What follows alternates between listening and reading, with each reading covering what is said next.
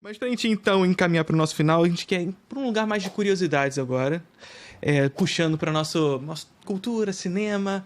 E aí, assim, bem simples. Eu quero que você me cite, então, aqui, um filme, uma série, um livro. E aí, um livro pode ser um acadêmico, de literatura. Gente. É difícil mesmo, mas tem que mandar. Porra. E uma banda, música. Pra gente puxar. Um filme, primeiro. Cara, filme pra mim é o mais difícil. A minha casa foi uma casa anti-televisão. Eu morava no interior, então não tinha acesso ao cinema. Minha casa era uma casa anti-televisão. Meu pai, na esquerda e tal. Então, eu desenvolvi pouca afeição ao cinema. Eu tenho uma afeição imensa com a literatura e eu tenho pouca rotina, pouca cultura cinematográfica. Assim, é uma lacuna na minha existência. Então, eu já tenho dificuldade de escolher até livro que eu amo, tu imagina filme. Mas eu vou fazer um negócio muito subversivo. Eu acho que o Brasil não valoriza a produção infanto-juvenil de um homem chamado Maurício de Souza. O Maurício fez a disputa cultural dos anos 70 e 80 com o gigante do entretenimento mundial, que é a Walt Disney. E a gente valoriza pouco, entende? Então, talvez grande parte do que eu tenha de qualidades e tenha desenvolvido na minha infância no interior do Rio Grande do Sul seja o fato de eu ter sido formada assistindo filmes em que as meninas podiam fazer as coisas que elas queriam, né? Não é porque elas vestiam vermelho, elas também vestiam vermelho. Mas que elas podiam fazer o que elas queriam e não ser submetida à visão de uma outra cultura sobre o meu país.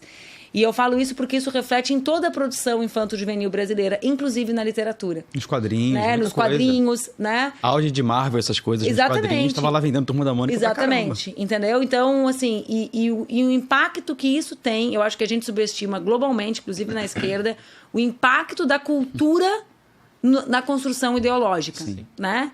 Você chegou a ver os filmes da Mônica? Todos, sei até todos os diálogos de cor. E vejo com a minha filha agora. Lições e o Laços, lindo.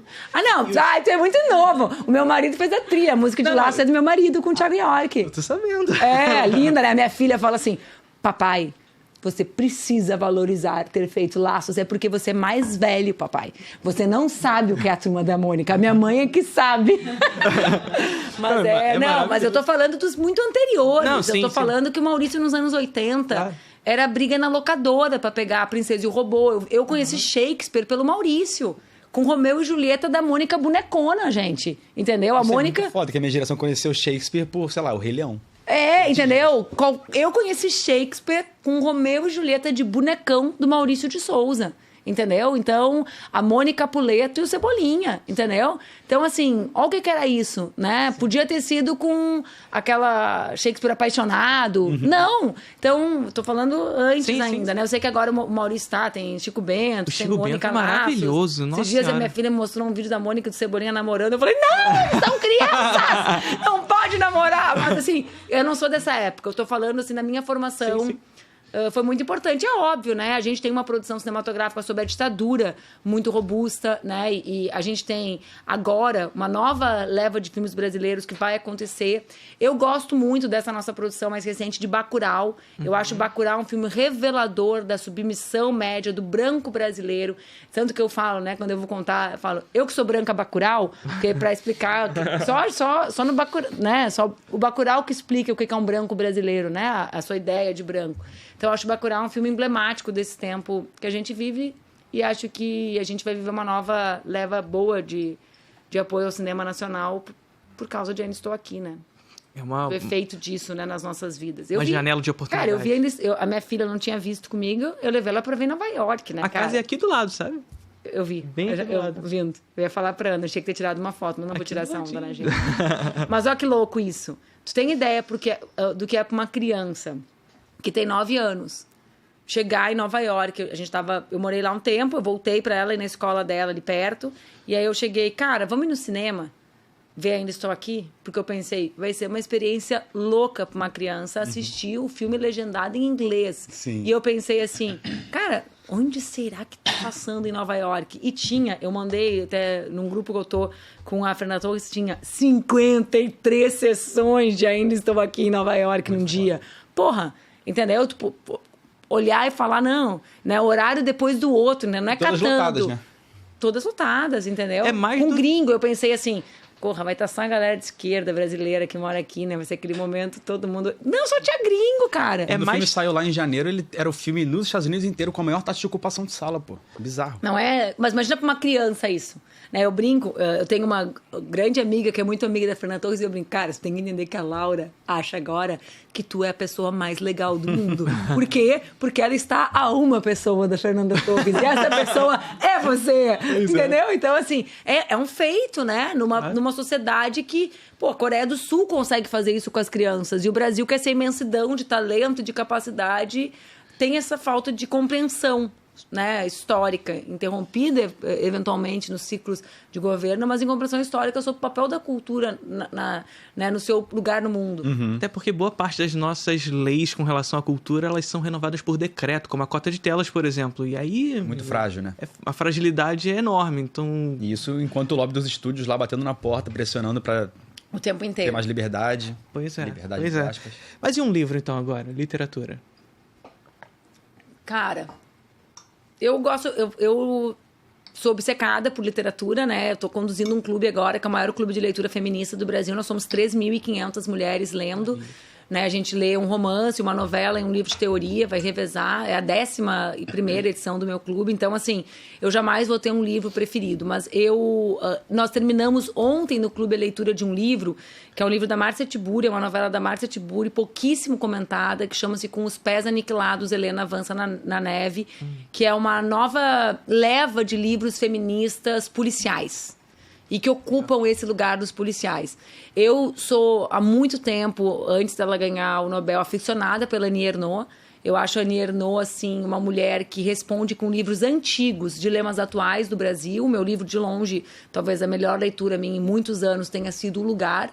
E Uma Mulher dela, que são 2 livros pequenininhos, em que ela discorre sobre as relações, disso que ela chama de transclassiais, né? Entre ela e o pai... E ela e a mãe, né? O Lugar, o pai, e Uma Mulher, a mãe. Acho que Uma Mulher é um dos livros mais bonitos que eu li nos últimos tempos, assim. E eu estudo muito, né? Então, acho que tem um livro que não é meu livro preferido, né? Por favor, mas que as pessoas precisam ler, as pessoas que não estudam esse tema, que é A Máquina do Caos, do Fisher, que é um jornalista, Max Fisher, um jornalista americano que consegue... É um livro robusto, são 500 páginas, mas consegue explicar popularmente um pouco do que são as Big Techs e de como o algoritmo se organiza. Ele é um livro jornalístico, né? Não é um livro... parece teórico, tá? Ele está citado na minha tese lá uma vez, por causa de dados, assim. Mas ele é um trabalho jornalístico muito denso. Acho que ele está todavia no Brasil.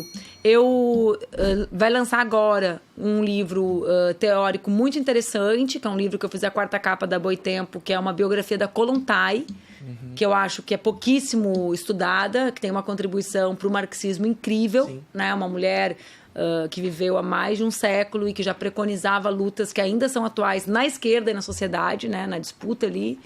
Então, assim... É difícil eu escolher um livro. Não, mas já falou. Nos últimos dias... De uma, vambora, isso que é bom. Tem um...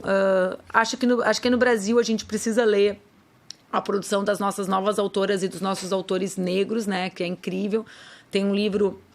O Rio Grande do Sul tem alguns talentos, né? E tem um livro muito interessante, que é o livro do Zé Faleiro, que chama Supridores. É um livro mais antigo. Já o Zé é um autor que está mais badalado, mas o Supridores é um livro muito importante para a gente pensar na 6x1, por exemplo. O Jefferson também ganhou o Jabuti com o Avesso da Pele, mas tem a Eliane Alves Cruz, que escreveu Louças de Família, que também é um talento, uma mulher negra super talentosa. Tem nessa nova leva, né? Tem Cabeça de Santo, da Socorro, né? Tem muitos livros bons de autores que escrevem há muito tempo e começaram a ser mais reconhecidos há menos tempo na literatura nacional, assim. E música? Eu comecei a fazer aula de bateria, né? Daí, eu sou casada com o Duca, eu adoro o trabalho do Duca, óbvio, né? Eu gosto muito de música gaúcha, de rock gaúcho. E aí o professor falou assim, então o que é o teu objetivo? Eu sempre brinco, é tirar o emprego do Cláudio, que é o batera do Duca, desde a época do Cidadão Kane. Eu falei, tu não quer tocar pop rock? Eu falei, não, eu gosto mesmo de metal, mas eu só vou conseguir aprender pop rock. Então eu sou muito eclética, né? Eu fui formada numa casa em que a minha mãe sobreviveu uma parte da vida dando aula de violão com MPB e Beatles, né? Meu primeiro ídolo com 9 anos foi o Paul McCartney. Então eu via Romeu e Julieta do Maurício, mas eu me apaixonei pelo Paul. Foi um pequeno problema na minha casa, né? Porque eu tinha 9 e ele já tinha 50 quase. Sim. E eu sou apaixonada pelo Paul. Aliás, agora eu vou para uma reunião com um amigo que é igualmente apaixonado pelo Paul como eu. E aí, quando a gente viu o documentário, nós dois queríamos falar mal do Paul. Mas o Paul é aquela pessoa da família que só dava para falar mal do Paul com alguém que gosta muito do Paul. A pessoa não podia achar... Eu sou muito fã, fiz 6 shows dele. Não podia achar que o Lennon era melhor que o Paul antes do documentário. Tinha que ter esse ativo, sabe? Ele era muito nojento nos bastidores, coitado. Cara, não, é complexo, né? Na verdade, a gente sai do... Eu tenho uma síntese que é assim... Os Beatles aconteceram por causa da disciplina do Paul. Sim, com certeza. Óbvio. Por causa do talento do George, né? E por causa da bicho-grilagem brilhante do Lennon. É. E o Ringo tava ali, acompanhando a parada. O George sabia apanhar quieto também, né? Ele abaixava a cabeça, sim, senhor. Não, ele era uma coisa entre os dois, eu acho, sabe? Ele era o Beatle que tava entre os dois, que tinha aquele... Era mais coração, era o George. Aquela... cabeça mais aberta, que pra mim é uma coisa importante pros artistas, né? E que o Paul tinha menos ali mesmo, tinha mais rigor.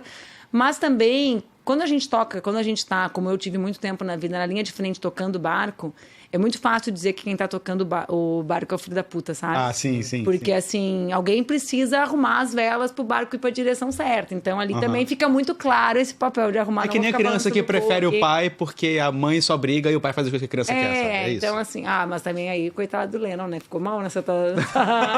Pô, não é pra tanto. Eu gosto dos quatro. Nem tanto ao céu, nem tanto ao mar. Mas, assim, e se vocês souberem, gente, todas as pessoas que eu conheço, existe uma operação em curso há pelo menos uns 30 anos, como fazer o encontrar o Paul. Vocês não sabem. Já teve planos mirabolantes.